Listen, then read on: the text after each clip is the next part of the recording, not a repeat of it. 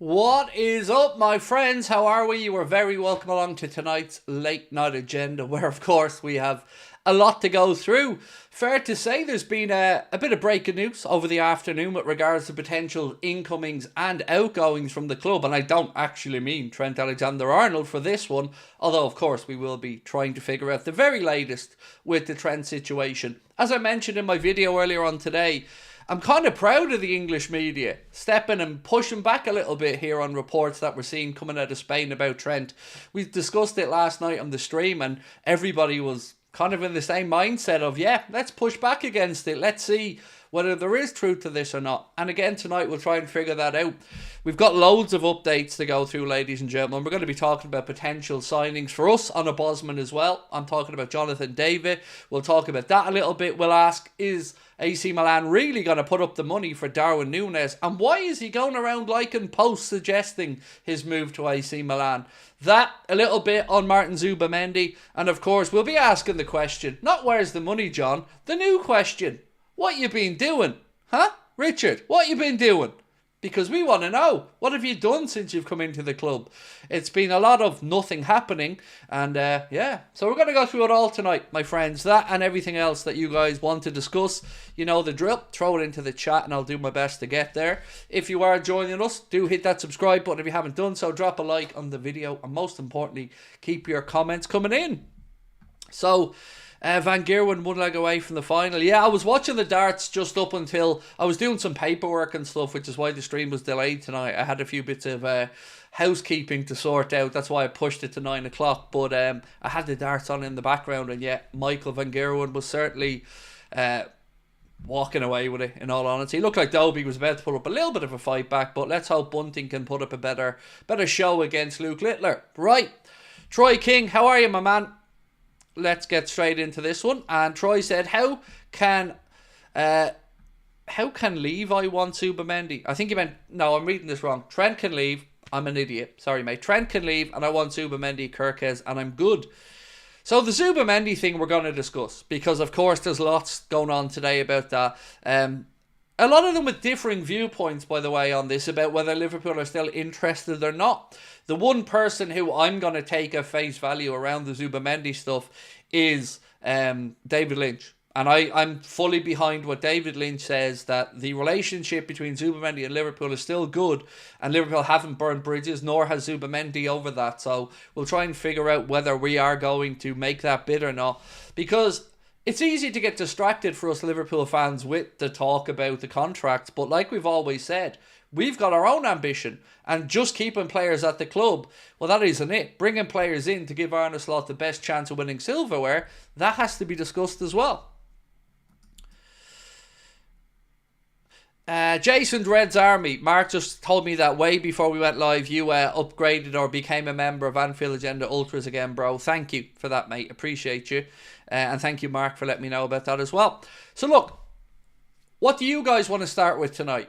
You know, let's go with that, because I can read through my list of news for you, but I want to know what subject you want me to kick off with tonight, and we'll go from there. This is your show after all. You may notice I'm probably a bit more in high spirits today. For the first time in probably a month, I actually don't feel sick, which is great. I woke up to yesterday on the stream. I don't know if you noticed, but I was kind of catching my breath every sentence. Today, I feel nearly normal again, and I feel good. Right, so what have we got? Trent, Darwin, ZUBIMENDI, Trent, Darwin. I mean, come on, you're not making this easy for me. You're all giving me different answers. Right, let's talk Trent.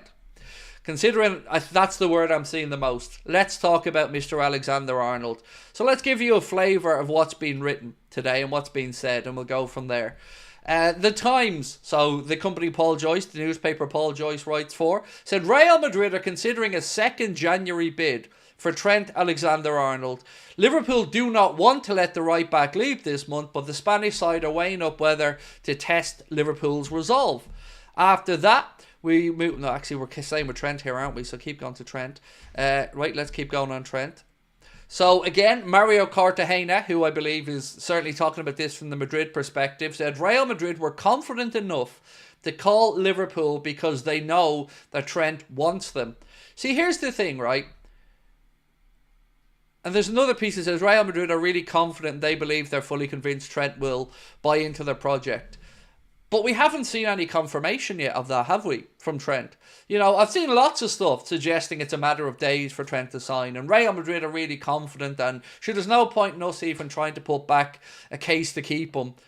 But we've not seen any confirmation of that from Trent's camp, and if it was so straightforward, well then why isn't the pre-contract agreement signed yet? You know, so let's talk about that. We're going to talk about what James Pearce has said. He said, so the information I have is that there isn't a definitive decision yet on his future. But of course, if that's the case, if he hasn't, then he's going to have to make it very soon.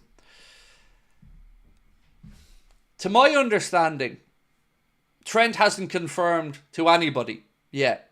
Hasn't confirmed to Liverpool he wants to stay. Hasn't confirmed to Liverpool he wants to go. And I don't know how this plays out. I know how I feel. I know how you feel. But I don't know how it ends. But I do agree with James Pearce. This decision has to be made very soon. Because right now, it's starting to get into the toxic territory. It just is, whether you want to admit that or not, it is. And it will become a distraction. So there's a report that came out that said Liverpool have no interest in taking 25 million euro because Liverpool's focus is on winning trophies and not bringing in a few extra quid. I kind of like that, but I also don't like it in another way. Because we know every penny has to count for us, and we know our owners are cheap, and we know they cry arse about money. But I do like the ambition of putting the trophies at the forefront, because this season is potentially shaping up to be a very, very interesting one, and a very, very trophy-laden one, if we get it right. So I don't know where Trent is at yet, but I'm going to ask for the first poll of tonight. Do you need a decision from Trent soon? Or are you comfortable to wait? So I've got to back up, by the way, and say that I haven't changed my stance one bit on thinking Trent's a coward about it. That's just who I am, and that's what I'm going to say, and I'm going to stand over it. But I'm very much somebody who thinks he's a coward but hopes that he stays. Because, you know, I'm happy to be, oh, well, you said this, great. Come at me if he stays. That's what I want. As a Liverpool fan, that's what I want. But I want to see how you're all feeling about it now.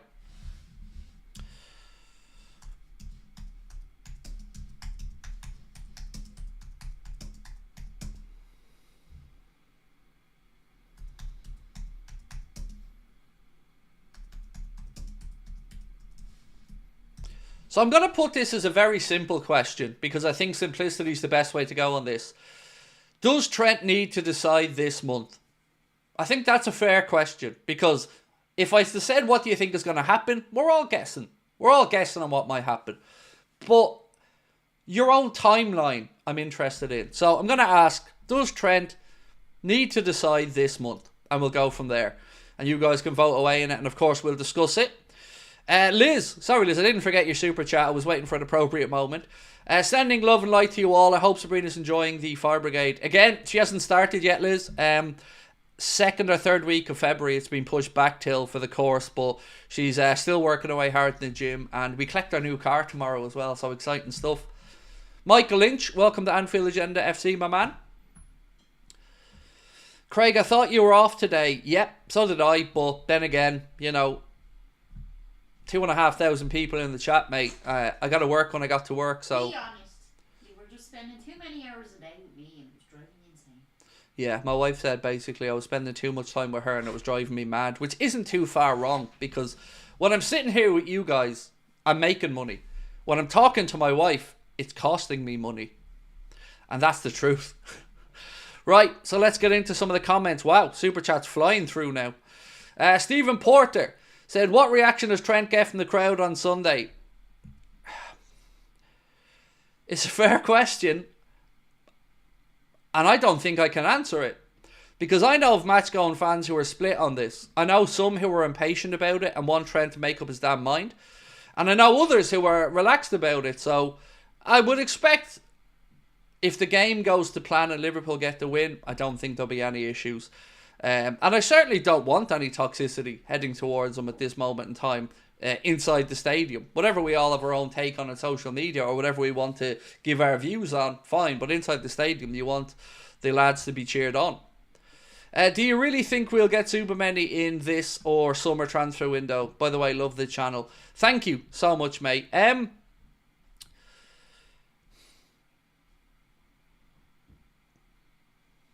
If we want him, yes, I think we can get him.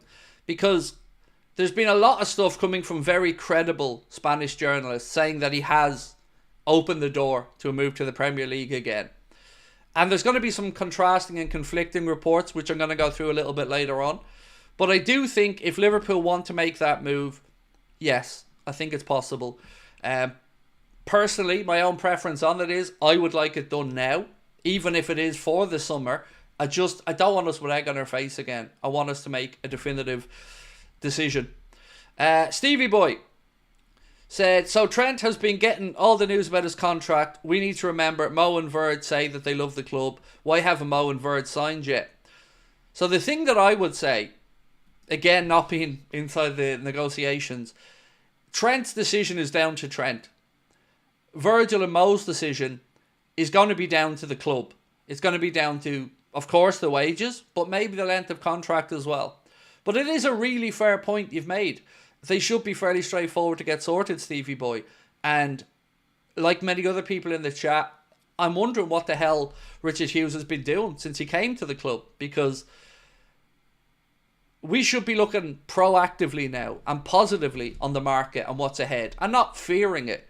So I agree with you, mate. The whole thing is I'm trying not to swear here, a fustercluck. Corbin, how are you, bro? 2003, appreciate you as always, sir. So I personally think it's harsh to call him a coward. If one of us would have been in his shoes, but Trent also not being clear either way. Look, I get it. I'm not saying I'm right. I can only ever give you my honest opinion. And I think seeing all this stuff come out, which is negative towards the club, right? Which is saying Madrid have won the race, and I think him seeing that narrative and not at the very least coming out and saying nothing is decided yet, that's why I call him a coward. But I hope I'm wrong. I hope he stays. That's what I want, same as everybody else. But I do think it is detrimental to the club to see these headlines out there and it not be nipped in the bud. That's why I'm saying it, mate. Because he should be able to come out and say, well, look, nothing's sorted. That's not true. But he hasn't. And it only feeds into the narrative. And it only feeds into the unsettling of the fan base. And if you care about the club, like you do, and you were raised for the club, you came through the system, and you want to respect the club, well, that includes defending the club, to me, as well. But, again, this is just one man's opinion, mate. I'm not trying to turn anybody else into believing my side of things. This is just how I feel about it. I'm not saying it's the right way to behave or the wrong way to behave, but it's genuinely how I feel. I feel like he's been a bit of a coward. I don't want to sell anyone in January. In the summer, we sold we sold a lot and replaced none. We need the depth. If we sell Trent, our right back backups are injured. I don't think we are going to sell Trent this month. I'd be pretty confident that Liverpool will rebuff any offers that come in for Trent this month. The Darwin one, I don't know, by the way, and we'll talk about that a little bit later on, because this is still very, what's the word I'm looking for? Early in the process, for want of a better phrase, sorry. Carla, Derbyshire, happy 3 months, you're a legend, Craig. Carla, thank you for your 3 months membership on the channel. Really, really appreciate that. Buy your wife a New Year drink. Can I buy her a New Year's petrol instead, mate? Because we're collecting the new car tomorrow and it'll need to be filled up with petrol. So rather than a drink, we'll give the car a drink. But thank you so much, Duncan. That's very kind of you. You're a very generous man. Thank you. And Javi said, how does this harm the club relationship with Madrid? I don't know what that question means. If we're talking about Liverpool's relationship with Real Madrid, fuck Real Madrid. You know? I don't care if we have a good, bad or indifferent relationship with Real Madrid, because, you know, I don't like Real Madrid very much. So if Liverpool piss Madrid off, that's kind of a good thing in my eyes, to be honest with you, mate. I'm getting sick of Florentino Perez throwing his weight around, talking about respect or a lack of it. I would love to see Liverpool put Madrid in their place here with this whole scenario, and Trent to stay, and Liverpool's fans to get to have a little bit of bragging with Real Madrid and their fans for the arrogant way that they've continuously gone about this and many other transfer dealings. So, yeah, I don't really mind what our relationship is with Real Madrid because fuck Real Madrid, basically. Understand where you're coming from. Glad we can have such an open conversation on here. It's so refreshing. The difference of opinion is what makes it. Look, it is all about opinion in these scenarios, mate, you know? Some people will feel I'm gone too far by saying he's a coward. Other people may think I'm not gone far enough in saying it. But if we can have this genuine, open, frank conversation, respectfully, like you have done, I'm here for it, mate, you know? I'm here for it. What's the new car? It is a Renault Raphael. It's the Alpine version, which's got all the bells and whistles on it. I'm very excited about it, but I'm also very scared because it's, you know, they're expensive things, cars. So, but yeah, it's Renault Raphael, a blue one. Aaron said you're not going far enough. Well, you see, I don't want to go further because I want Trent to stay. And I'll be the very first one to come on here and tell you I am acting from a place of fear in this situation because it's so damaging, I think, to lose somebody like Trent for free. It's going to weigh heavy. And I'm acting from a place where I think that's the likeliest outcome. So I guess I'm kind of coming out swinging in some regards. But I'm big enough, ugly enough and old enough to know that if he does stay, I'm happy to be told I was wrong. You know, it's a win-win scenario because I want him to stay, but I just fear he's going.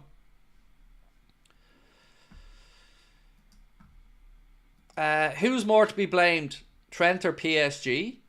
I don't know why PSG are coming into the conversation. I think you mean FSG, right? I think you mean FSG. 100% it's on the club. 100%. If you're saying where does the biggest blame lie, it's with the club. 100% in my eyes. Now, you can talk about when it gets down to this point, has Trent leveraged it and tried to milk every penny out of it? Yes. But the club let it get here. And this is what I've been angry about and why I've been talking about these contract extensions. Because the longer it goes on, the more likely it is that people move towards the exit door. For various different reasons. If you're talking about leverage in the conversation for the club, or you're talking about others being able to now come in and talk openly with Trent or Virgil or Mohamed Salah, well, it's open season now, isn't it? And it doesn't end in the transfer window, by the way. When this transfer window slams shut, they can still talk. They can talk at any point between now and the end of the season, which is making it even more scarier because we are going into the crunch time of the season where you won't win a league title in December, but you can certainly lose it in December. And we're coming into December, January, February, the business end of the season, and we need no distractions. And whether we want to admit this or not, they are a distraction at this point, the contract renewals. Corbin, 2003. Again, bro, you've said he's actually bought a top-spec Range Rover. No, mate, actually, see, mad. I couldn't afford a Range Rover. No, this is a Renault Raphael. It's a blue one. There's a reason it's a blue one. Let me explain. One, my son's favourite colour is blue. But two, you can only get blue in the top spec. So it's kind of a little tiny flex. But plus it's the nicest colour. But God, I wish, mate. I wish I could afford Range Rovers or anything. This is only our second ever brand new car. So we're very excited about it. And this is why I don't take days off. Because I'm so scared of not being able to afford these things that I work every second I can to make every penny I can to try and make sure that we can. But anyway, we'll wait and see. Liam Farrell said the silence from Trent, if he stays, could be great boost when he signs. If he stays silent and leaves, it's a horrible look for him and his legacy, and it would be cowardly. I agree. If he stays at this point, Liam, I would say it's going to be a massive, pleasant surprise. Because, you know, most people I'm speaking to, and I want to shout out Lauren, if you're in the chat, Lauren, because Lauren has never lost faith in Trent in our Discord group, despite myself and others trying to change her mind she's always stood firm and believed the best in Trent, and I'd like Lauren's faith to be repaid, but, I'm a cynical person, so I do think he's off, if I'm being honest. But I don't know anything, and I've got to be honest about that and say I do not know what the hell is going on. Let's check the poll, shall we? Does Trent need to decide this month is the question. We're heading towards 2,000 votes, so we'll leave it till we get to the 2,000 vote mark. But do vote if you haven't already, and also do drop a like. Let's fly up over 1,000 early doors so we don't have to keep talking about it, and then we can get on to other topics, because I have a lot to get through over the next hour and a bit, so stick with me. Right, a couple of super chats before we move on so we don't forget.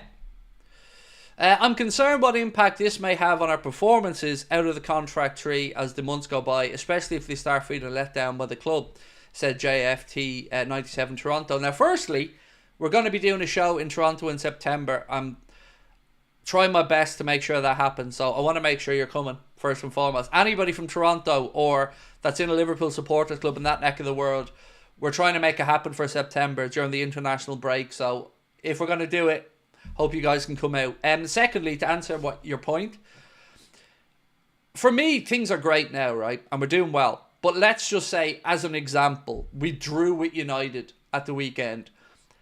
I think then the contract situation of Trent becomes far more toxic, because it then gets used as the excuse for us in our fans' minds about why maybe we're having a wobble or why we weren't able to swat away United that aren't very good. So I think if results in any way go downhill, I do think it then becomes a bigger thing and it becomes a more overbearing concern. But at this point, I just can't get away from the fact that it's a disgrace that the club have let it get to this point with the three of them. So my anger is more aimed at the owners and Hughes and Edwards than it is at any player at this point. Kings of Europe said, rejected by Rodrigo, Tchouaméni, Camavinga, Jude, 2 Champions League finals, 5-2 at Anfield. Now Trent, of course, you hate Real Madrid. They're too big for you. So, on the Rodrigo thing, we're going back a while. But you're right, we did put in an offer for him when he was at Santos, and he ended up at Madrid. Tchouaméni never got to an offer part, to be fair, but we were rejected by him. Again, you're right on that. Camavinga, I don't think we were ever in for, to the best of my understanding, although I wish we were, 'cause he's a great player. Jude, we know that situation. I just don't think it's right for him to go to Madrid.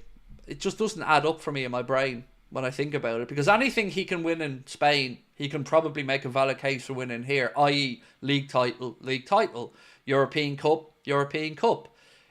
The Ballon d'Or he ain't ever winning. It doesn't matter to me if he stays at Liverpool, signs a lifetime contract, he's not winning it. Because I don't think, one, I don't think a right back's going to win a Ballon d'Or, and two, I don't think he's good enough to win a Ballon d'Or. And that won't change whether he stays or goes, in my mind. I want to ask you another question. At the end of last night's stream, and via email from a few people since, and I've not been able to corroborate this, so I'm putting this out there as a hypothetical. Some people have said to me that Trent turned down a 6-year contract for his last contract renewal 4 years ago, and only wanted to sign a 4-year contract.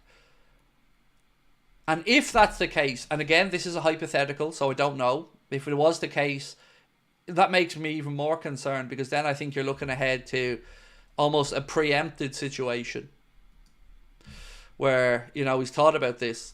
And I hope that isn't the case. Right, it's killing me, but I'm so sick of the circus, Trent. I won't even be happy if he stays. If he stays or goes, I don't even care anymore, said Yvonne. I'm kind of at that point as well, Yvonne. I'm fed up of it. The whole lot of it.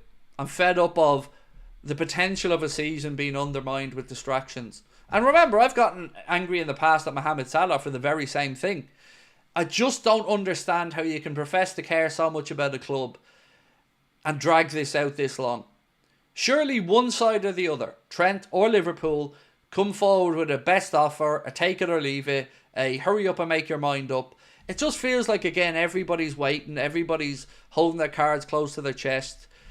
And for people that are supposed to be intelligent and have the club's best interests at heart, I don't know what the brain trust is doing. I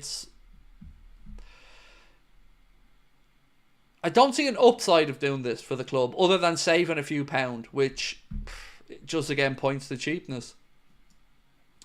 Brilliant to hear of Toronto gig. Huge OLSC group here and big fan of the show, so we'll defo be there. Cheers, mate. Thank you. We've had no joy over the years reaching out to OLSCs when we go to do shows in any town. Not one of them has ever responded or come to the shows.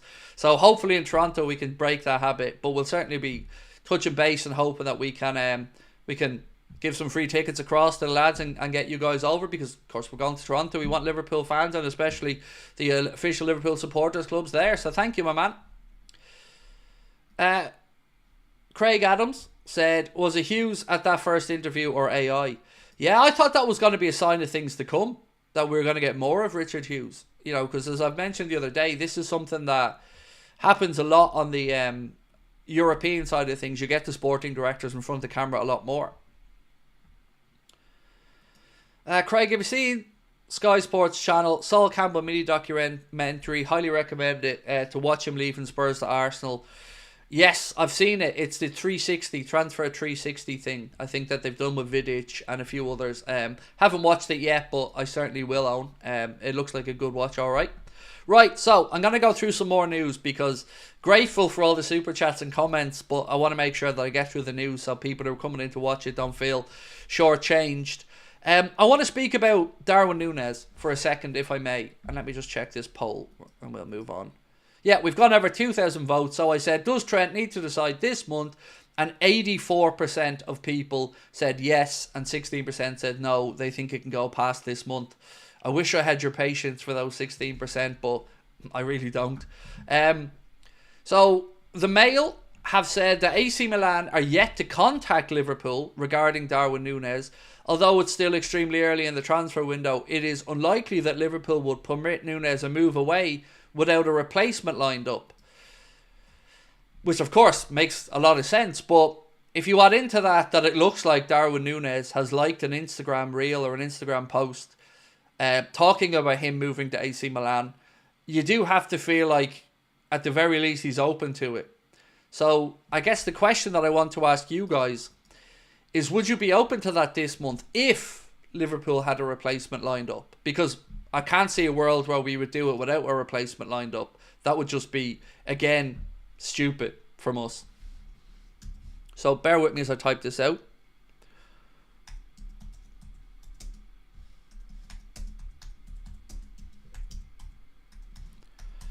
I'm going to put in a figure because the fee is believed to be around £44 million. So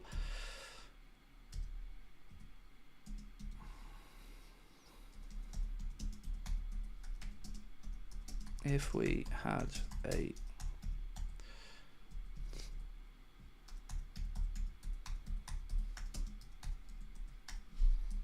right, so question: would you sell Darwin for £44 million this month if we had a replacement ready? It's believed the offer from Milan will be in and around €50 million all in. 5 of it they wanted a loan fee. Liverpool aren't going to loan Darwin. That would make no sense. But if they came up with the money, would you take 44 million and if we had a replacement lined up? So bit of a caveat in the question, but please do work away. I want to talk about Chiesa now while you guys are voting on that. I want to just get to some news on Federico Chiesa because the stuff linking him to Italy is not going away. Inter Milan, Napoli and Atalanta are among clubs linked with a move for him. I'm interested to catch up with David Lynch on this one soon because the word coming from the club was always no interest in moving Chiesa on, either on loan or permanently, that the club had a longer term vision for him. But there's a couple of things come out today. One of them, the Mirror said Liverpool are set to meet with Federico Chiesa's agent in the coming days, with the Italian winger keen to go on loan in January. So this would annoy me, and I'm going to explain why. He's on about 105 grand a week or something like that. And every report that suggests a loan to Italy, back it up at Liverpool would have to pay some of his wages. And again, I would argue, what the hell are our club doing with money? Because somebody made a really good point earlier on. We made a profit in the summer and we've signed 2 players that didn't benefit us whatsoever this season. And now we're potentially looking at loaning one out the door and paying some of his wages. The whole thing seems farcical. And it again just points to cheapness. And, we either want Chiesa or we don't. It's either about getting him fit or it isn't. And if it's about getting him fit, well, you should have fucking thought of that before signing him and maybe put him straight out on loan rather than have a squad place taken up for the season with somebody who is about as visible as Richard Hughes. There's so many contradictions with our football club around money that I can't understand. We need to make every penny count, but also we let players walk out the door for free. It's frustrating. There's another article, this one on Sky, said Fiorentina are pushing to sign Liverpool winger Federico Chiesa on loan, according to Tutto Mercato Web. It adds, Liverpool currently pay the Italian forward €7 million or £5.8 million a year, which would be out of reach of the Serie A side. So again, suggesting that Liverpool would have to supplement his wages. Just sell him. If he's not going to make it long term at Liverpool, just sell him and get your money back at this point. And just admit you shit the bed. Because we don't have time for this crap. To go, well, we've got 6 forwards, but we don't have 6 forwards. And we loan one out, we'll still pay some of his wages. And we'll be told we can't bring anybody else in. It's just fucking weird.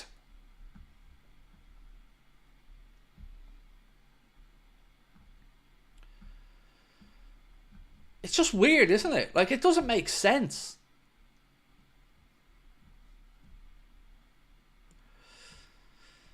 Craig, you could have got a BMW 530 2021 for 26k instead. Right. And? I want the brand new car. I've no interest in driving a 2021 BMW. I don't like BMWs either, to be honest with you, mate. I'm more of a Mercedes person. But, yeah, I don't want an older car. I'm not going to go backwards in years from the car I have. If I ever want to buy a Beamer or a Merc, it better be a brand new one. And I'm not there yet, so...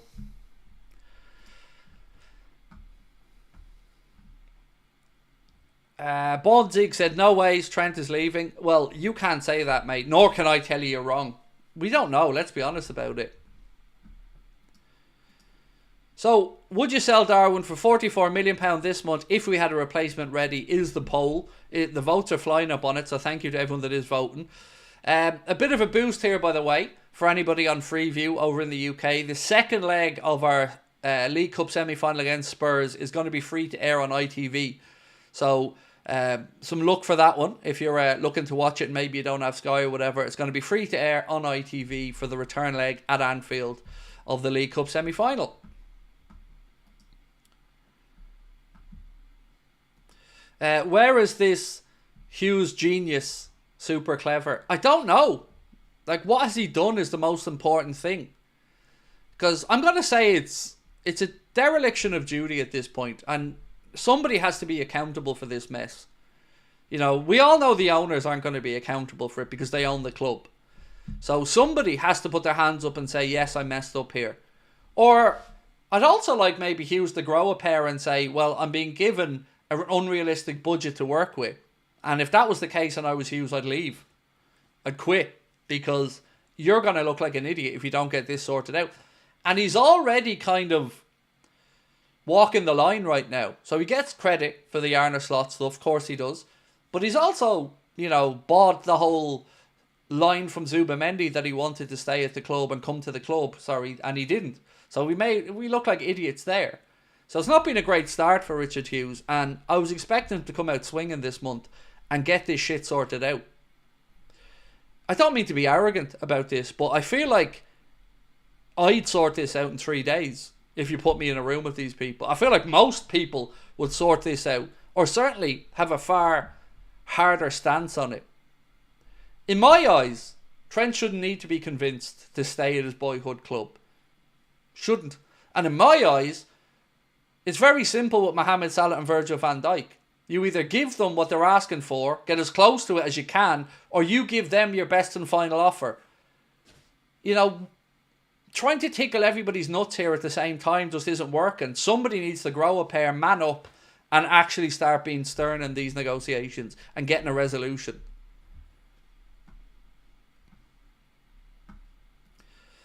Is there any chance that one of the Chuckle brothers do a press conference, as I feel sorry for Slot?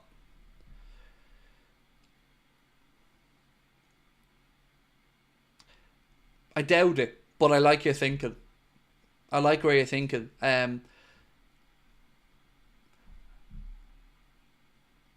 Again, though, Stevie boy, I'm going to say let's not get distracted by the contract stuff, because that gives FSG a pass for the whole window. We need to stay focused on getting people through the door as well, because there is trophies to be won this season.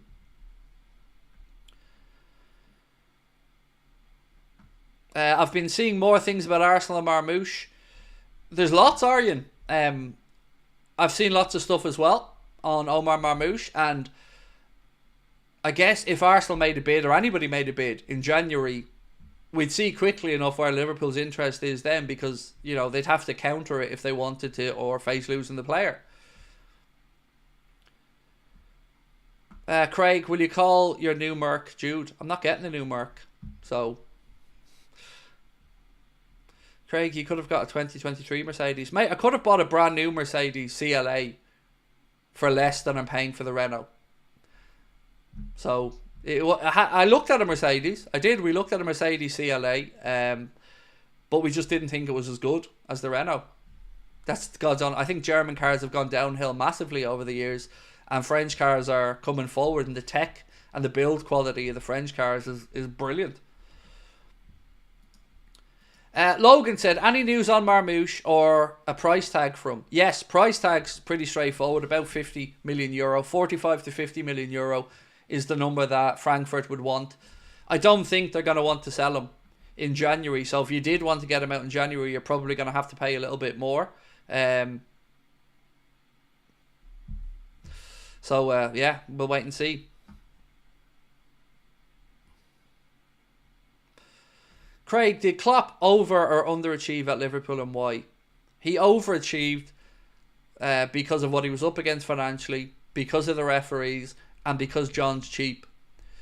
And nothing will change my mind on that. We would have had more trophies if John W. Henry wasn't cheap. So Klopp overachieved. But at the very end of his Liverpool tenure, that's a different question. I think he was probably on par around that time, because I do think we fell off a bit. I think he got a bit stale. I think the tactics came a bit clear for opposition, and I do think freshening things up and the few little changes Arne has made has shown that there was more to be gotten from some of these players still. But that's no insult, because Jurgen is nothing but a god to me. I love the man to bits. Sorry, my chat's gone a bit jittery here. 1 second. Joe said, hi Craig, any injury updates? Love from Scotland. So, yes and no. Bradley they expect back at the latter part of this month. But the one that I can't get an answer on just yet is Kanade. You know, does anybody know if Kanade's trained or not? Because I haven't been able to find an image or anything to tell me. So other than that, we haven't got a confirmation yet on how long Joe Gomez is out for. I'm sure in the pre-Manchester United press conference, which I believe will be tomorrow, Arne would give an update on that one. I'm sure he'll be asked about it. So, and there's the YouTube chat crashing again. Every day now this thing's crashing.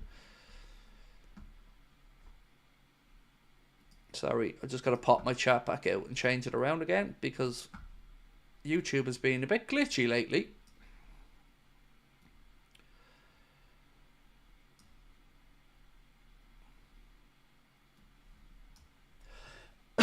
Now, I know I can't make any of you do this, but if you could do me a favour and not give me any updates on the Littler Bunting game, that would be really appreciated, because I'm recording it. And I know someone's probably going to spoil it, but if you could, or if the mods see any and they could delete them for me, that would be great, because I'd love to just watch it and not know the result after the game. Mark Said, give Chiesa 30 minutes versus United and 90 minutes versus Accrington. If he still looks lame after that, loan him out. If a good offer comes in for Nunez, I would take it. I mean, you say give him 30 minutes versus United. The game would have to be in a position where it justifies it. Whether that's to do with us being miles ahead or we need something different from the game. I wouldn't just go into it thinking we're definitely going to give him 90 minutes or 30 minutes, because there are probably people more deserving of that start at the minute or time, like Elliott as an example.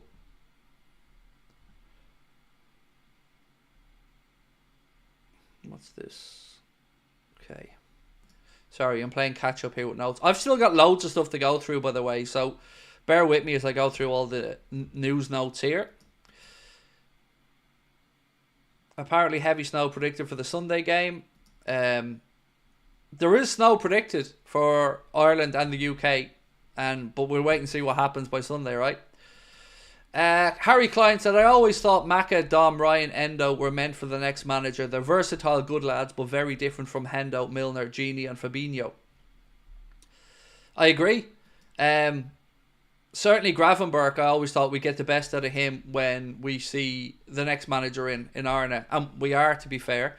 But look, let me just go through some more news, because I know that you guys have been patiently waiting for some of these stories, so bear with me. So let's talk about ZUBIMENDI for a minute, if I can, folks. So I'm going to give you all the conflicting reports around ZUBIMENDI today. So Sky Sports News said, despite his obvious talents and reports he is now more open to a move, Liverpool are unlikely to return for Martin ZUBIMENDI, considering he turned them down in the summer. That's what Sky are saying on it. David Lynch thinks differently, and I would be in the David Lynch camp on this one. Liverpool sources are refusing to rule out going back in for Martin ZUBIMENDI, and no sense is given that bridges between the player and the club have been completely burned. There's also the prospect of Manchester City coming to the table, and I would very much hope that if there was a decision to be made for ZUBIMENDI on where to go, that it would be a no-brainer. Because if he even starts to flirt with Manchester City, if Liverpool are at the table, then that tells us everything we need to know about him in that situation. But I've also got something here from Guillaume Balaguer that I wanted to bring up as well. So this piece here says, according to Guillaume Balaguer speaking to the BBC, ZUBIMENDI is now ready to leave Real Sociedad. While Barcelona are admirers, with a price tag of £60 million, it's likely only Premier League clubs will be able to afford him. Guillaume Balaguer hinted Liverpool may not go back in for ZUBIMENDI, which would likely place Manchester City at the forefront of the conversation. Manchester United are also a possible destination for the player. Now let me say this really clearly and really bluntly. If Martin ZUBIMENDI moves to Manchester City this summer, then Richard Hughes can fuck right off and leave. Because if the player you wanted is available when you still need that player and you don't readdress it, if he really wants to come, then that is massively embarrassing in my opinion. If he ends up at Manchester City, then you got to say, why didn't we convince him the first time? Was it really down to him wanting to stay at Sociedad, or is Richard Hughes just not that good in person? Because if he ends up elsewhere, that is embarrassing. And Hughes definitely has more questions to answer. Owen Scully said, would you like us winning the treble or United to go down? Us to win. Always us to win, mate. Yeah, always us to win over a relegation of United or anything. And look, full disclosure, I don't want United or Everton relegated. I like Liverpool playing them twice a season, every season. They're the games I look out for, particularly the United one. I like United where they are now. Bottom half of the league table where we get to laugh at them. Because you know them feckers, they'll go win the second division title or the championship title, and then they try to claim that it adds another one to their league title reign. Aryan said, Craig, ZUBIMENDI is the new Lenny Yoro. FSG is cheap. Well, look, let's look at this, right? So ZUBIMENDI, let's take it for granted for a second that ZUBIMENDI is open to a January move, right? We still need a midfielder. We don't seemingly have another one lined up. It'd be a clear indication that we're cheap. Or that we're idiots. Or that they haven't got a fucking clue what they're doing. I can't make a case for otherwise. Now, I truly believe what David Lynch says, by the way. I don't think Liverpool have burned bridges, or ZUBIMENDI has burned bridges with Liverpool. Because if we go back to when that whole deal broke down, there was plenty of reporting to say that it was all cordial and polite and that they were going to keep in touch. So, let's wait and see how it all pans out. But look, if he is available in January and we can get him in, that'd be brilliant. If you got him in, you got the contract sorted, I mean, we're looking at a pretty damn good, not just season, but years ahead. Would be well stocked. And then we'd have to address the left back situation in the future and a few others. What's your front three for Sunday? Hand on heart, I'm torn. A lot of me thinks the lads have earned it to start again, the ones that played against West Ham. So that would be Salah, Diaz through the middle, and Gakpo on the left. I mean, it's hard to not go with them after a week's rest and a 5-0 convincing win away from home. But then, Jota came on and scored as well. So honestly, I'm easy on what, as long as Darwin isn't in the starting 11, any four, or any three from the four of Salah, Jota, Gakpo and Diaz, and I think you can make it, you can be happy about that. I'd probably stick with the three that started against West Ham because they did so well. But it's a great headache. These are good headaches and good conversations as a fan to have. Some of our fans really treat Darwin like a child. Well, can I be really honest with you about this one, mate?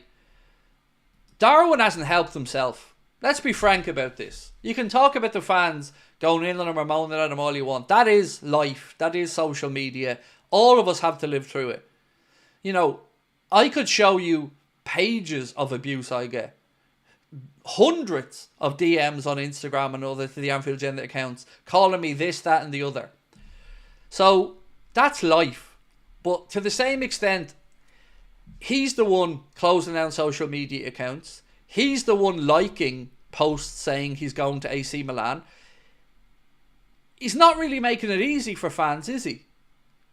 And he's also not been doing it on the pitch. So as much as I would never want anybody abused, I think everybody's perfectly within the right to say they've had enough or they're fed up or they don't believe in him anymore.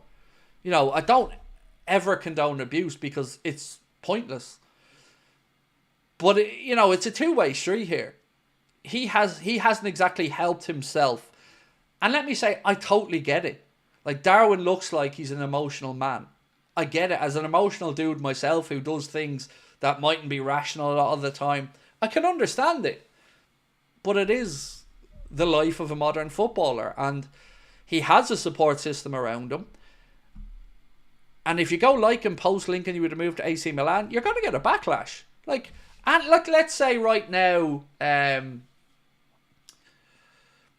who could I go with? Let's say Odegaard was liking posts about him moving back to Real Madrid. Do you think Arsenal fans are going to just go, oh, well, isn't that lovely? He's very fond of Real Madrid. Of course they'd be doing their nutting. And you'd be asking, what are you at? So, again, I think it's a two-way street and he hasn't helped himself. But yes, fans have been... I struggle to call them fans, to be honest with you, some of the stuff I've seen. But I get where you're coming from on it. There has been probably too much vitriol towards Darwin. Harrison said, have you heard you refer to a transfer as a Bosman earlier on the stream? Is that in reference to Jean-Marc Bosman? Yes. So the idea of a free transfer only came about after Jean-Marc Bosman and that ruling. It used to be that even when a player's football contract was up at the club still held the registration of the player and could still command a transfer fee. And then Jean-Marc Bosman went to court and hence the phrase Bosman signing. So yeah, that's exactly what it's about, Harrison.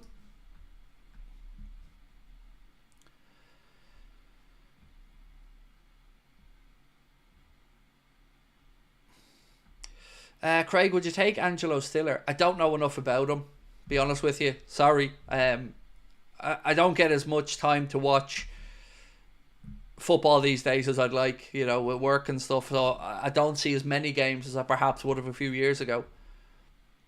On Haddo, I see a couple of people in the chat asking around Jarrell Haddo, and a couple of people in the comments on YouTube have asked about them as well. So there are probably people better placed than me to speak about this, but the only thing that I can really say that I'm aware of with Liverpool and Haddo is that he's been looked at. But in the same way, there's probably 40 others who've been looked at. I don't know whether that will end up with a bid, but I can see the appeal and I can see why people are asking. It does tick a lot of boxes and it would be very Liverpool-esque, but you know, I don't know the answer to whether a bid will come or not.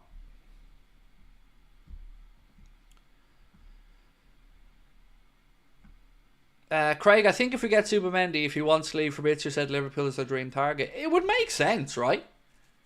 You know, if he's changed his mind, like I've said all the way through, it happens. We all make mistakes. And like the other night when I made my mistake and I said something I shouldn't have said, I put my hands up and go, do you know what? I'm sorry. I was wrong. I've no problem with a player doing that either. And do you know what? I'd have no problem with Trent now coming out and going, I want to stay. Of course I want to stay. I probably shouldn't have stayed as quiet as I did. Put my hands up and I'm sorry. You'd never hear a word from me again moaning about Trent in that regard. So, if Zubimendi wants to come, brilliant. I hope Liverpool make it happen because we still need that player in that position and he was the number one choice. And if you can get the number one choice 6 months later, like we had to do with Virgil, make it happen. Gary, how are you, bro? Said, my wife and I live in Niagara Falls, Canada. You're more than welcome to stay with us during your visit to Canada. Do you know what, Gary? That is so beautiful, my man. We probably will Airbnb a place because we'd have my son and Connor and Connor's partner Katie and my wife going over. But do you know what? What you say you live there? I remember going to Niagara on the lake and liking that more than Niagara Falls, if that makes any sense, Gary. Now, I haven't been there in 20 years. My daughter turns 21 next May, and we were there for her first birthday. When she turned 1, we were in Toronto.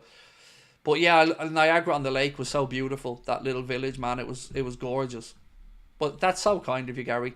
I'll tell you what, I'll take you just coming to the show, my man, and maybe we'll have a meal out or something like that. But that's amazingly kind of you, mate. Thank you. And also, you can point me in the direction of where I can buy a load of those maple biscuits. The Dare, D-A-R-E ones. Oh, they're good. Is there any more news on Cherky for January? Asked Riley. Not seen anything new, mate, no. That's a deal there to be done for somebody. Because Leon need money. And Cherky is one of their biggest assets. So, if somebody wants to come in and try to sign him, I guess there's a deal to be done there, but I can't say I've seen anything new regards us. Craig, do you think there is a future for Harvey Elliott at Liverpool? I hope so, because I'm a big fan. I think... Alright, how do I explain this as best as I can? So if you look at the midfield setup that we have now, I feel like we don't have a real other option for Ryan. And then Maka is kind of out on his own as well with regards he can do. You've got Jones and Szoboszlai, who I think are interchangeable. Bring one, put one in, take one out, put another one in. But Elliott's the wild card because Elliott's the one for me who is like Alexis McAllister when he's playing in the 10 role, that he can find pockets of space, can pick out a pass between the lines. And for teams with a low block, I'd be leaning more towards an Elliott, McAllister, Gravenberch midfield than any other one. Because I think he gives us that something different. You know, I've got high hopes for him because I really, really do like Harvey Elliott. And I think he's underutilised at the minute. But the injury hasn't helped him this season either. So, we only need 140 likes. So, if you can hit that like button for us, that would be great. And, of course, if you can subscribe as well. We're into January now. So, the countdown is on to try and get us to 300,000 subscribers before the end of this month. Every one of you that hits the button brings us a little bit closer, so thank you. Any news on Loic Bade? I've never been given any encouragement that was a name Liverpool were really interested in, nor has David Lynch heard anything positive on him. He's just a name that hasn't come up, to be honest. But I'll also say to you, I'll be the very first one to say, I don't know every target Liverpool have or don't have. I only get bits and pieces. But that's not a name that I think's ever been given much credence.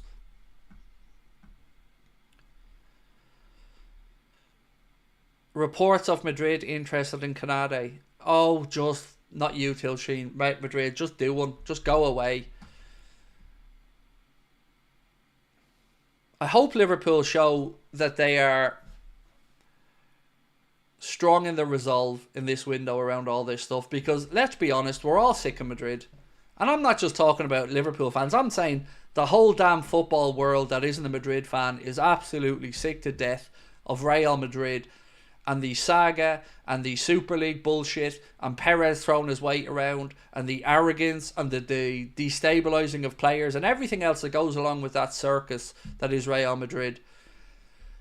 It's why I can't understand why Trent wants it. And I hate seeing people in the English media, English football players or former players, talking about Madrid being something better than what's there. It is so defeatist and so undermining of the product that is the Premier League. The Premier League's the best league in the world. It's the most watched league in the world with the best players in the world. And Real Madrid and Real Madrid, Barcelona, it's a fucking two-team league that's set up for everybody else to fail. Go in there, yeah, you'll get your trophies and whatnot, but it's so hollow. You know, it's so fucking hollow. Occasionally you'll get an Atletico Madrid league title, or once every 20 years Valencia will pop up. But the whole way the league's set up, it's unfair, and I don't get why people are attracted to it. Says Americans or whatever, I get it from the climate. They grew up watching La Liga and Spanish football. I can always understand that. But to hear the English former players talk about it as something better than what's in England, I find that very defeatist. Matthias Bjorklund, thank you, mate, for joining Anfield Agenda FC. Appreciate you.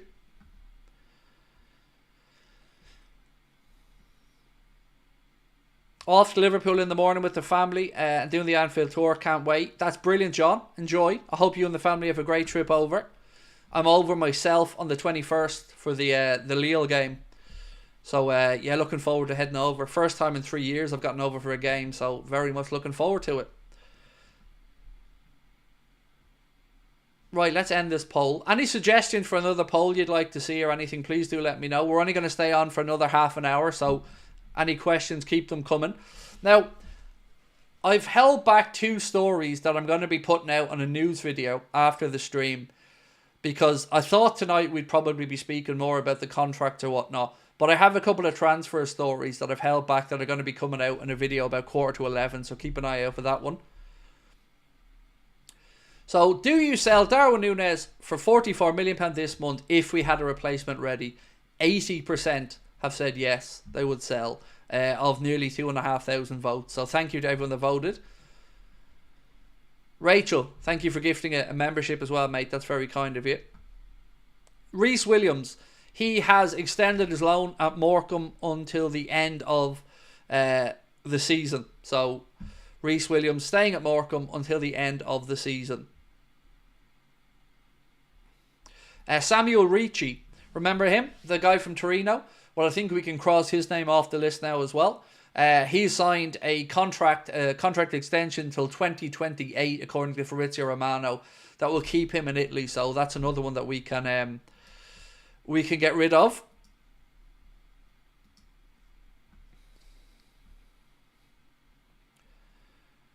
Real Madrid are envious of us. Fact. Real Madrid are everything I hate about modern football. Them and Man City, for different reasons. Like, I don't think Real Madrid understand the word respect, and they use it quite a bit to talk about how they're disrespected. At the same time as wanting to cry arse about not winning the Ballon d'Or and being European Cup, and they're still pushing the Super League thing. I despise them. Who's the best between Darwin and Solanke? Darwin. Darwin has all the tools to be way better than he is. He shouldn't be failing at Liverpool.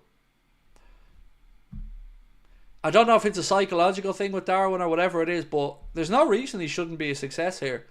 He's got all the tools, attributes, skill sets, physicality, everything needed to be a success, but he hasn't been so far.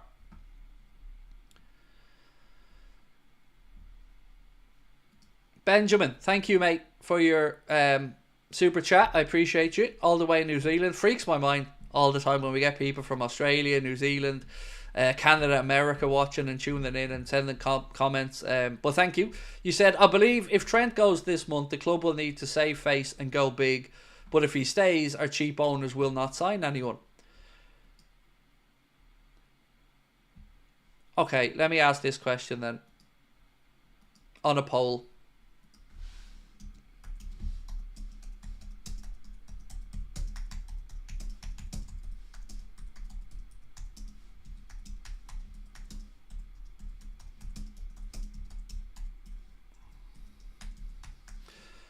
Wow, look at the old typing's getting quicker. So the question I'm going to ask now is, do you think there is any chance that Trent leaves in January? Not do you want him to leave, but do you think there's any chance that he leaves in January? I have a strong view on this. I don't want to say it yet because I don't want to corrupt the poll.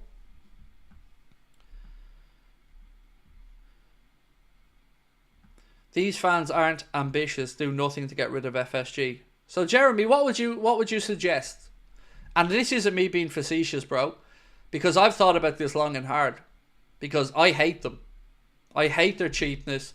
I hate that they have us as fans in a mindset that we're almost grateful for crumbs. And that our ambition isn't being fulfilled because they're so cheap. So it isn't a facetious question. Genuinely asking what you think fans could do.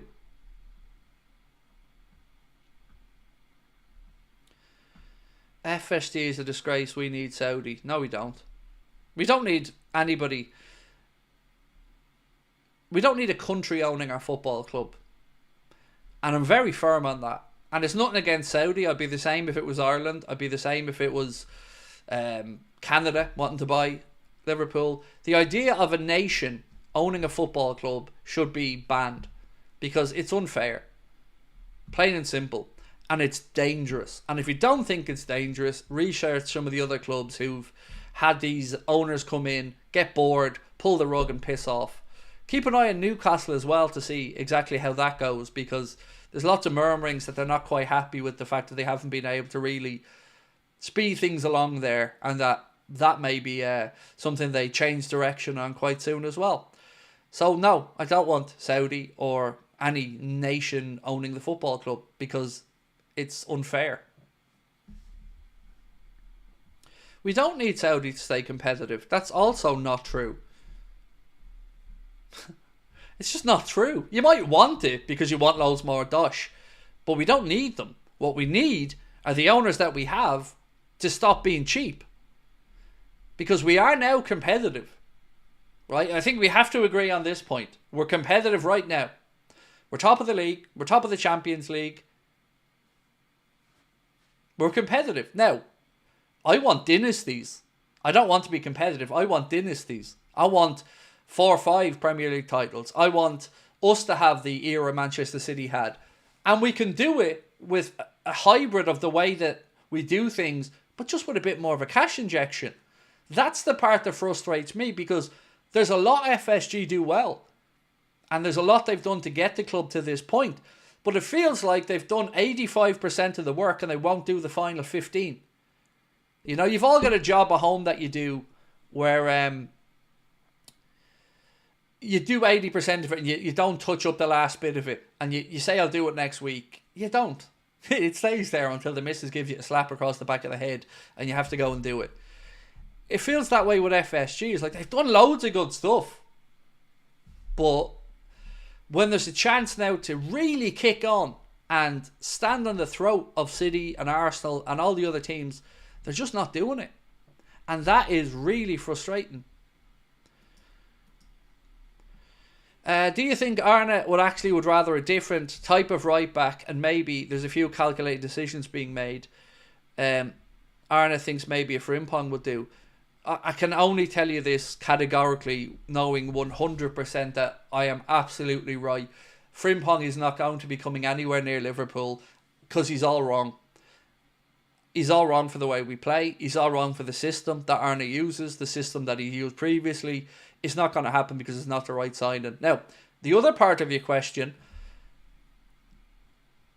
if Conor Bradley was a year further along in his development, I don't think I'd be as freaked out by the Trent stuff, because I think you can make an argument that maybe there is a better type of right back that would certainly give us more defensively than we're getting at the minute. But then again, Arne has allowed Trent to come into midfield a bit at times as well and vacate that space.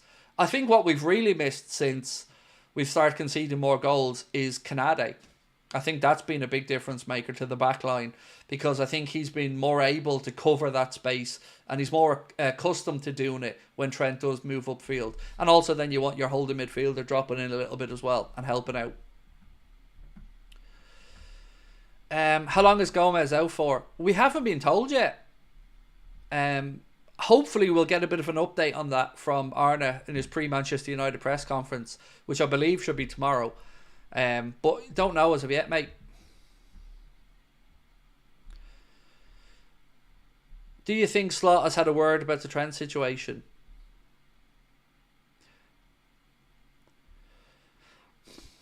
Tough one to answer, because I'd have no doubt if Jurgen was still at the club, he'd be having words with Trent about it. But I don't know yet how much weight words from Arne Slot would hold with Trent, because the relationship's still relatively new, if you get me. The bond hasn't probably been created anywhere near as much as it would have been with Jurgen.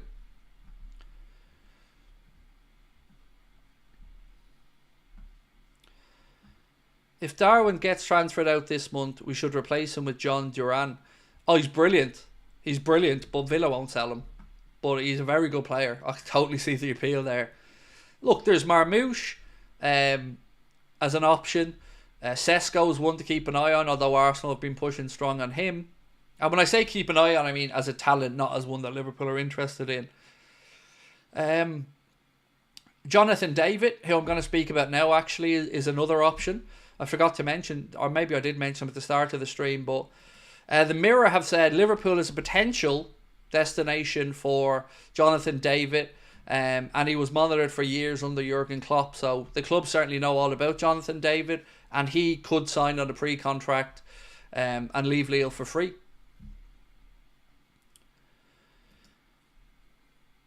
What about Aina for a free in the summer? Yeah, I mean, look, we'll certainly talk about some frees over the course of the month. I'm going to try to get a list together of some potential free transfers. That name is one that I've seen a lot of Liverpool fans mention over the past 48 hours, so good shout.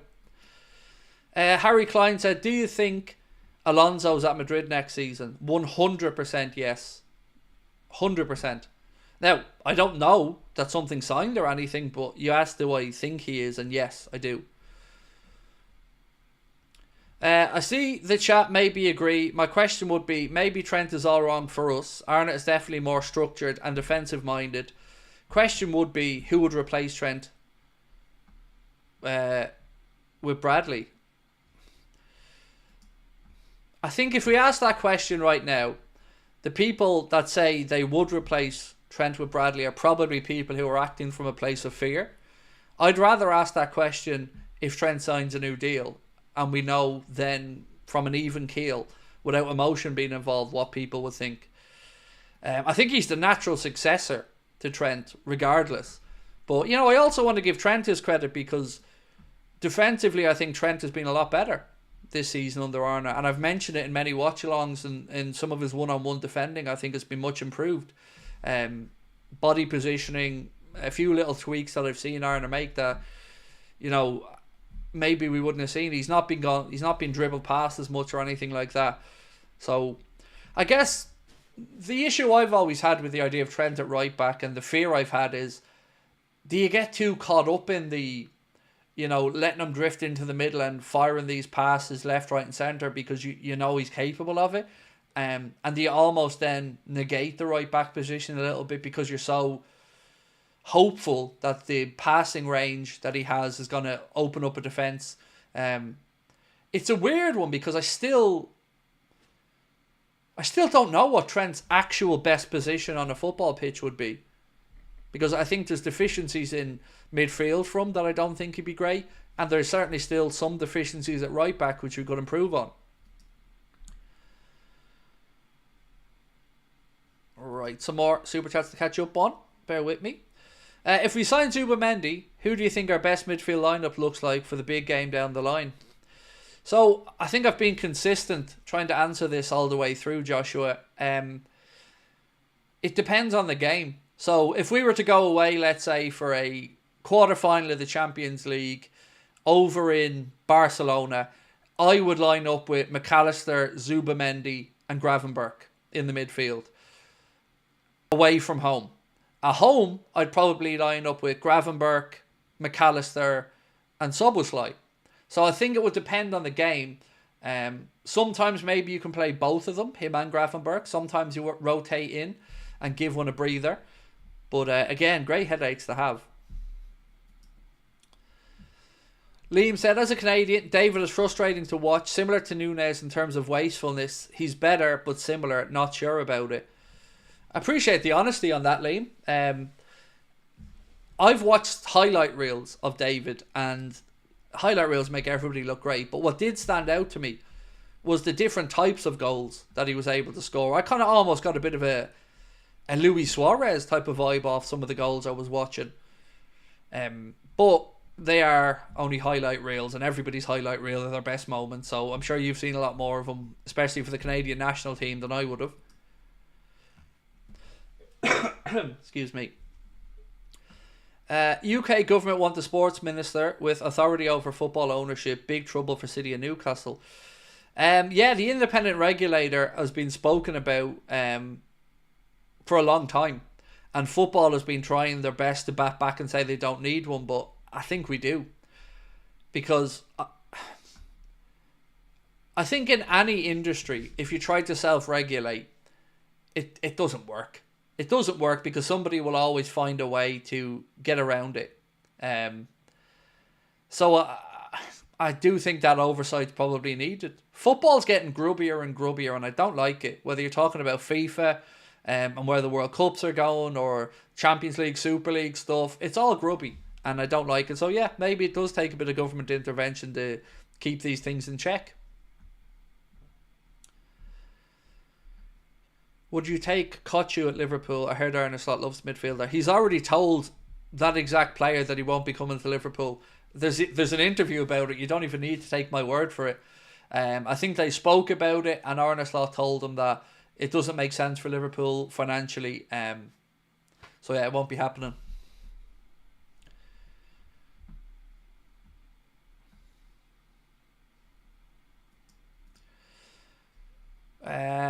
Cool. So we've asked again, do you think there's any chance Trent leaves in January? We've had 1,240 votes. We're going to leave it up a little bit longer, but if you haven't voted, please do. And also, thank you to everyone that has hit the like button tonight so far. I'm just making sure I haven't missed anything else on my list of news here, because it's a big long list and I've probably forgotten to mention one or two things. Okay. Done that. So the Times said that Real Madrid are considering a second January bid for Trent. Liverpool do not want to let the right back leave this month, but the Spanish side are weighing up whether to test Liverpool's resolve. So I feel very, very... Right, let's end this poll and then I'll give you my take on it, because I didn't want to answer before you guys voted.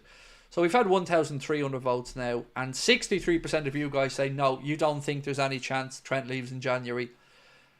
I think there is zero chance he leaves in January. Now, that doesn't mean I wouldn't personally be open to a sale, but I do think the club are very firm in the resolve that they would rather let him walk out the door at the end of the season for free if they couldn't agree a new deal, for the reasons you're all suggesting. There's trophies to be had and won this season, and the club view Trent being in the team as the most likely for us to do that. And you can't really argue with that reckoning either. You know, what is 20-25 million if you win a European Cup? If Trent was a difference between maybe winning it and not winning it, you know. So I can totally... Look, I'm somebody who's black and white in life, and I sometimes cut my nose off to spite my face. So my thought processes aren't always the right ones at all. So I do think he's going nowhere this month. Unless it got really toxic really quickly and he asked for a way out. But again, I don't see Trent doing that. What do you think of a swap of Nunez for Isak? So let me answer the question a different way. If you were Newcastle and I knocked on your door and I said, "Hi there, hey, how are you? Just wondering, would you be interested in giving up Alexander Isak in a part exchange for Darwin Nunez?" How would you answer that question? Because I know I'd close the door in my face if I was on the other side of that.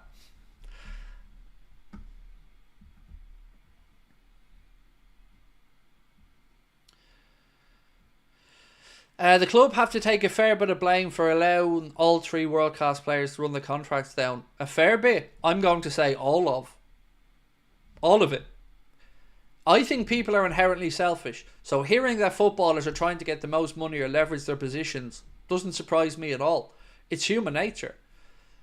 I blame the football club 100% for this situation. I blame the owners 100%. Now, people might say Hughes and Edwards, but I don't care. The owners employed them. The owners put them in the position to do the job, and it hasn't been done yet. So, good question though. So let's get it to a poll.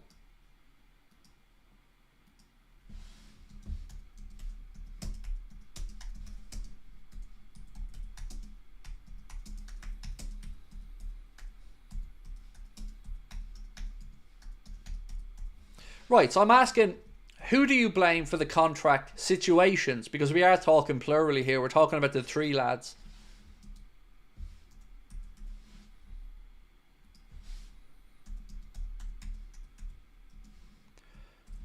Second.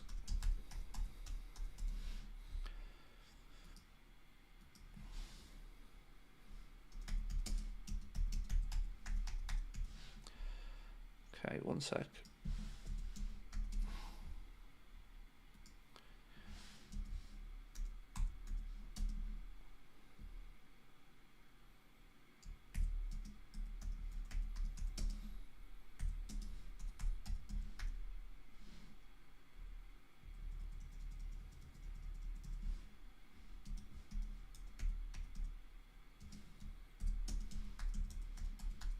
Okay, so I'm saying, who do you blame for the contract situations? 4 options: FSG, Hughes and Edwards, the players, or FSG, Hughes and Edwards. So vote away. I'm afraid we can't give the option of no blame because there is blame to be had here. Whichever way you dress it up, there's definitely blame to be had.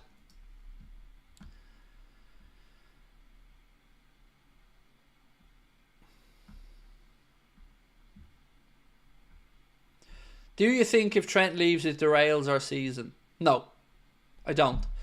I'm not saying it won't weaken us a little bit, but I wouldn't go as far as to say derails the season. No, I don't think that'll be the case.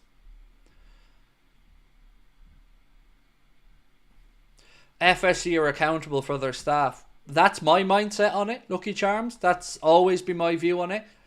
In any business, it's the people at the top of it that ultimately bear responsibility in my mind.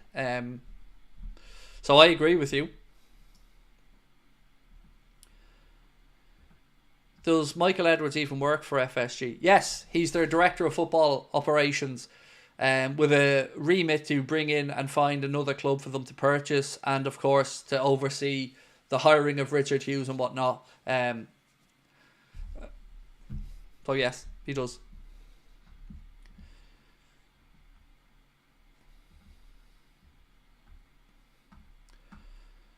Next season we'll be talking about Diaz's contract. Let's at least sort it out.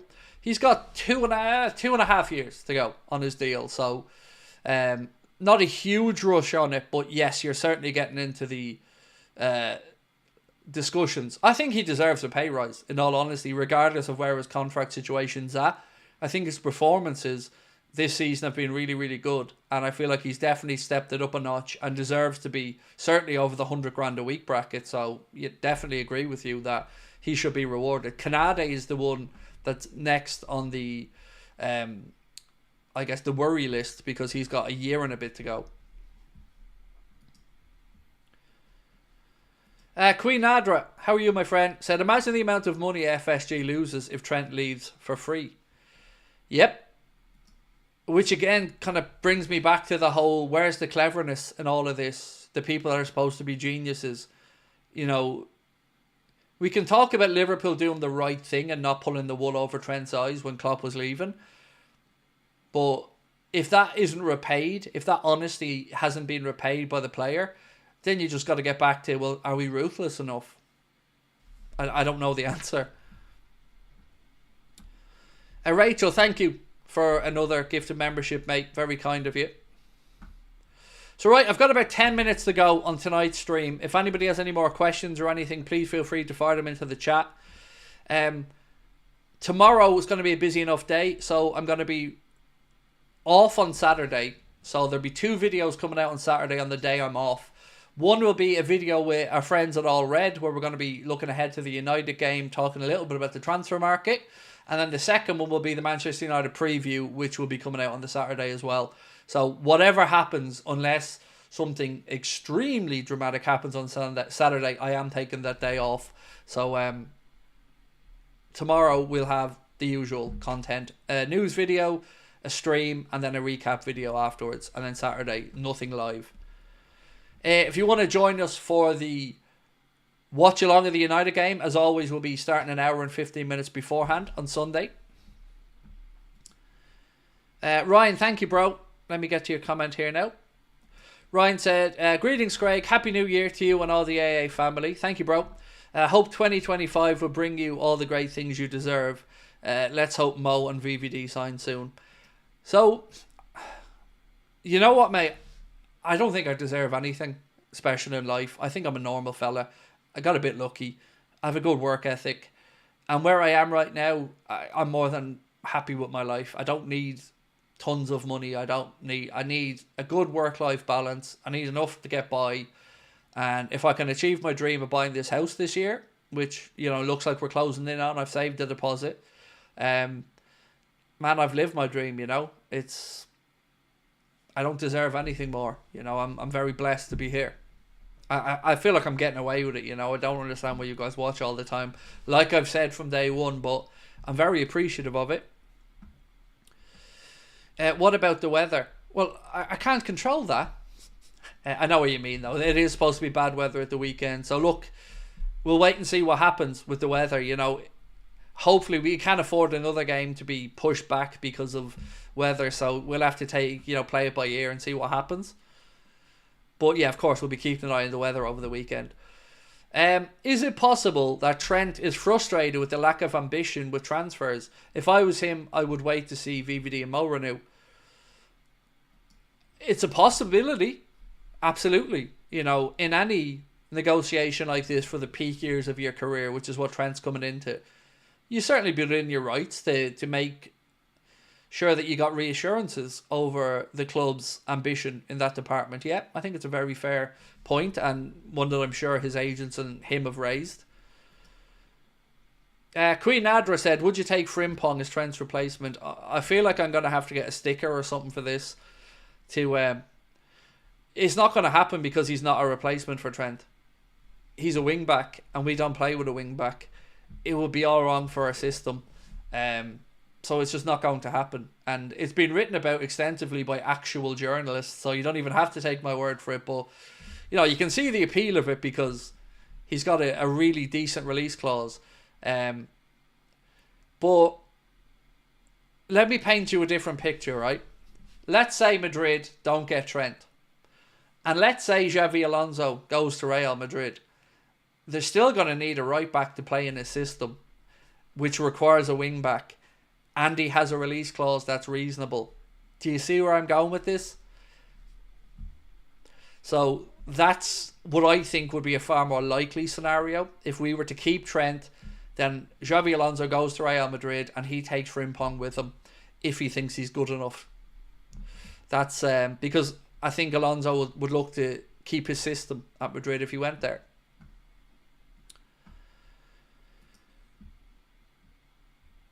I'm very pessimistic about Zubimendi joining us. I feel like the media are just trying an old story in his case.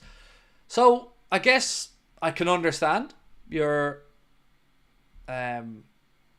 questioning it, but I think when you've got people like Guillem Balaguer chirping in on it and other Spanish journalists saying that he is open to it, it doesn't really benefit them to be saying that he's open to it, because they want the Spanish league to be as strong as it is. So I think there must be something to it. ZUBIMENDI must have given an indication, because it's not just Guillaume Balaguer, it's not just David Lynch. There are many journalists, UK based and Spanish based, who are, I'm not saying he's nailed on 100% coming to Liverpool, but there's been a lot of them talking about the fact that he's far more open now to the idea of a move. I guess we're going to see what happens though.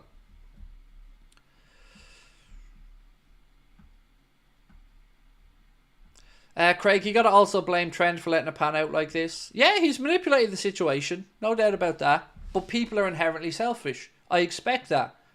I expect an agent and a player to look out for number one and to try and get as much money as they can and to try and leverage and play things off against each other.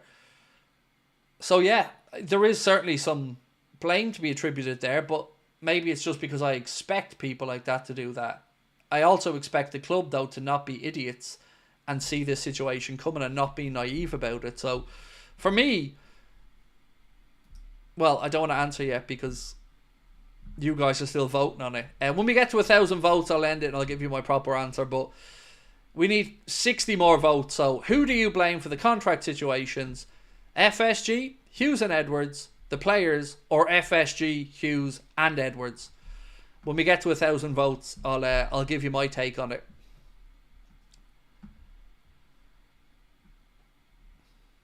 What do I think of Hoyson from Bournemouth?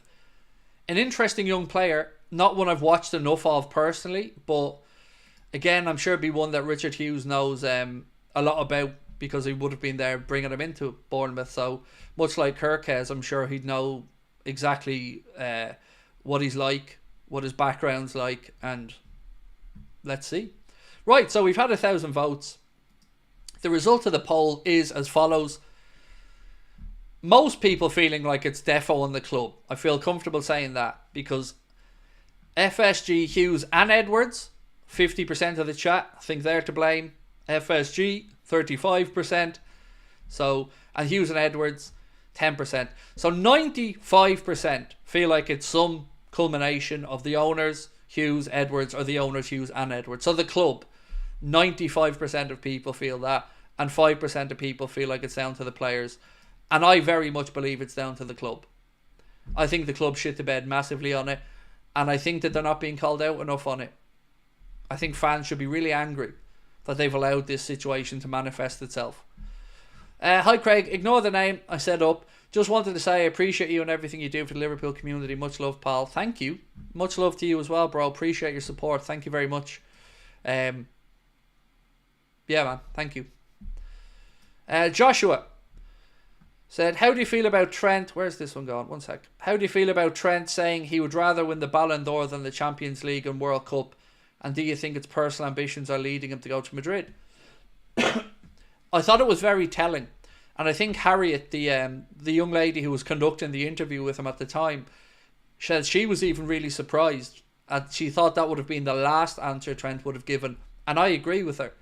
I wasn't expecting that answer either. So, nothing wrong with a bit of personal ambition, but it is a team sport. But somebody, look, I don't know anyone that thinks he'll win a Ballon d'Or. I don't. There's nothing wrong with him thinking internally he can do it. But you want to do that at Liverpool. And if you're going to Madrid and that's the reason you're going, because you think that improves your Ballon d'Or chances, that's worrying. So, I didn't like it when he said it though. I totally get where you're coming from on that one. So look, ladies and gentlemen, I'm going to say goodnight to you all. I'm going to go spend some time with the missus. I'm going to put out that news video now with those couple of stories I haven't mentioned yet. So keep an eye out for that dropping in the next 20 minutes or so. And I will see you all tomorrow. Same time, same place. And thank you all so much for tuning in tonight. It's been a great stream. I had loads of fun. Thank you all for your honesty. Thank you all for your understanding of differing opinions as well. And much love to you. We will talk to you tomorrow. Yeah, much love.